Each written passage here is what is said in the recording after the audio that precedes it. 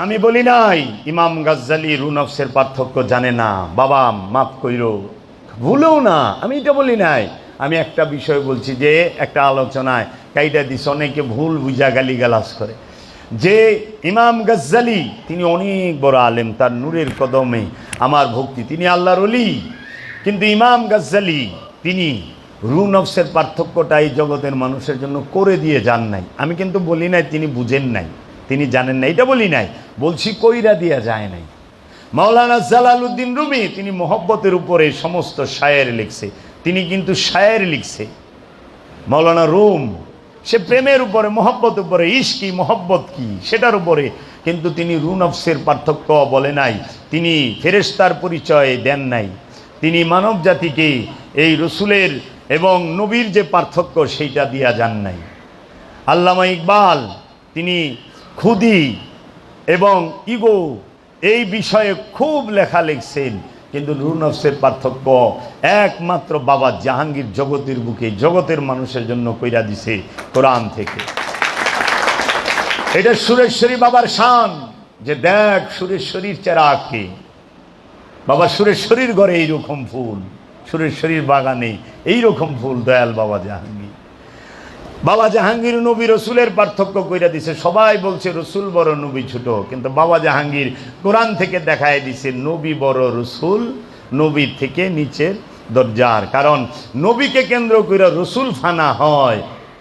নবী আল্লাহর রহস্য জগৎ এবং সৃষ্টি জগতের কেন্দ্রবিন্দুতে অবস্থান করে, আর রসুল তিনি ওই নবীকে অনুসরণ করে ওই কেন্দ্রের মাঝে ফানা হওয়ার প্রচেষ্টায় থাকে, এবং রসুল নির্বাচিত হয় সেইটা ফেরেশতা থেকে এবং ইনসান থেকে, সূরা হজের ৭৫ নম্বর আয়াত। আর নবী নির্বাচিত হয় একমাত্র মানব জাতি থেকে। এই রূপ নফসের ভাগ হয়, নফস একটা, নফস অনেক প্রকার, কি নফসে ইনসানি, নফসে হাইয়ানি, নফসে শাজারা, এইভাবে যে মানুষের নফস, নফসে জিনের নফস, এই গাছপালা তরুলতার নফস, উদ্ভিদের নফস, এবং জীব জানোয়ার গরু মহিষ ভেড়া বকরি এই পশুর নফস। আবার এই সমস্ত নফসের মধ্যে পশু পাখির নফসের কোনো স্তর নাই, গাছপালা তরুলতার নফসের কোনো স্তর নাই। নফসের স্তর আছে কার? মানুষের। কি? নফসে আম্মারা। নফসে আম্মারা কি? যে শয়তান যুক্ত প্রাণ। তাহলে নফস কারে কয়? এই জগতের বুকে বাবা জাহাঙ্গীর কইছে তার কিতাবে, আর আমি জাবের এই সোশ্যাল মিডিয়ায় বলতাছি, শুইনা রাখো জগৎবাসী, একদিন চোখ বন্ধ করে ভালামু, বাবা জাহাঙ্গীরও বন্ধ করছে, আমরাও করুম। শোনো জগৎবাসী, নফস কারে কয়, প্রাণ কারে কয়? এই মানবীয় ইন্দ্রিয়ের বিচিত্র গতি প্রবাহের অপর নাম হচ্ছে নফস। লেখা থুইও তোমরা কিতাব লাগবা, আমরাও আলোচনা করুম, ওটি দিয়া কিতাব লেখা কাটিং ফিটিং বাইন্ডিং করে লাগাই দিবা, আমি কি হনু রে? কিচ্ছু না, টেস্ট পাও নাই, স্বাদ পাও নাই। বই বইরা কথা কই না, নূর বাবা জাহাঙ্গীরের সিনায় ধইরা কথা কই, বাবা জাহাঙ্গীরের জবান দিয়া কথা কই, বাবা জাহাঙ্গীরের নূরের সাথে কথা কই, বাবা জাহাঙ্গীরের নূরের চেহারার দিকে তাকায়া কথা কই, বাবা জাহাঙ্গীরের মহব্বতে কথা কই। এটা মুর্শিদের দয়া।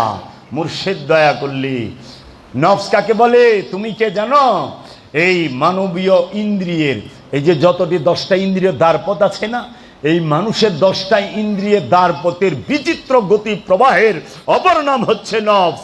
এই মানবীয় ইন্দ্রিয়ের বিচিত্র গতি প্রবাহকে বাবা পবিত্র করতে হবে, তাইলে তুই পবিত্র মানুষ, তাইলে তুই পবিত্র মানুষ। আর এই মানবীয় ইন্দ্রিয়ের বিচিত্র গতি প্রবাহকে যে পবিত্র করতে পারে সে মুমিন। তার চেহারা দেখায় ইবাদত। 1000 বছরে এইরকম মহাপুরুষ আসে যার চেহারা দেখায় ইবাদত, যার চেহারা দেখলে পাপ ঝইরা যায়।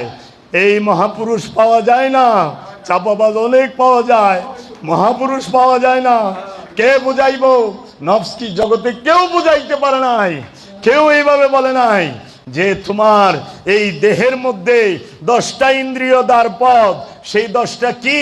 কর্ণ, চক্ষু, দম, জবান, মুখ, এই হাত পা, তোমার পায়খানার রাস্তা, প্রস্রাবের রাস্তা, তোমার ইন্দ্রিয়, এই স্পর্শ, এই সমস্ত কিছুর যে বিচিত্র গতি প্রবাহ, সে সমস্ত দিকে ছুটিয়া চলতেছে। এই বিচিত্র গতি প্রবাহের অপর নাম হচ্ছে নফস। আর এই নফস সে ফানা হবে রুহের কাছে, রুহের মধ্যে ফানা হবে, ওলিয়ে কামেলের মধ্যে ফানা করতে হবে।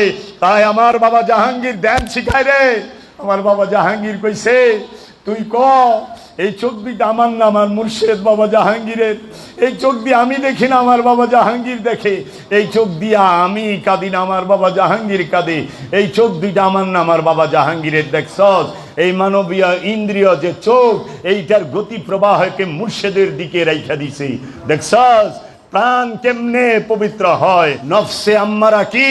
এই সকল ইন্দ্রিয় যখন কামনা যুক্ত থাকে, তোমার চোখ দুইটা কামনা যুক্ত, তোমার কান দুটো কামনা যুক্ত, তোমার জবানটা কামনা যুক্ত, তোমার নিঃশ্বাস প্রশ্বাস কামনা যুক্ত, তোমার হাত দুইটা কামনা যুক্ত, তোমার পা দুটো কামনা যুক্ত, তোমার যৌন অঙ্গ লিঙ্গটা কামনা যুক্ত, তোমার পায়খানার রাস্তা কামনা যুক্ত, তোমার ইন্দ্রিয় অনুভূতি কামনা যুক্ত। তুমি নফসে আম্মারা, তুমি নফসে আম্মারা। তোমার নফসটা নফসে আম্মারার মধ্যে রয়েছে এই কামনা যুক্ত সকল ইন্দ্রিয়ের বিচিত্র গতি প্রবাহ। যখন সে ফানা হওয়ার জন্য বেকারার হয়ে যায়, অস্থির হয়ে যায়, বেচান হয়ে যায়, তখন সে খোঁজে ওলিয়ে কামিলকে, মুর্শেদকে। যখন সে ওই মুর্শেদের কাছে যায়, বায়াত হইতে পারে, তখন সে হয় আমানু। ওই আমানু, তখন ওই আমানুকে মুর্শিদ বলে, আয় আমি তোরে পার করে দিব। কি পার করে দিব? এই কামনার সাগর পার করে দে, আয়। তুমি মানুষ, তুমি শয়তান যুক্ত, তুমি ইনসান, তুমি শয়তান যুক্ত। তোমাকে কি হইতে হবে জানো? মানুষ থেকে আমানু হইতে হবে। আমানুকে যে মুরিদ হইছে রসুলের কাছে, পীরের কাছে, সে আমানু। এ আমানু কি করবে? এই মানবীয় ইন্দ্রিয়ের যে গতি, বিচিত্র গতি প্রবাহ, এই সমস্ত ইন্দ্রিয়কে কি করবে? ফানা করবে। কার কাছে? মুর্শেদের কাছে। এই মুরাকাবার ভেদ বইলা দিলাম রে, মুরাকাবার ভেদ বইলা দিলাম। और या मोहम्मद रोज अजल से या मोहम्मद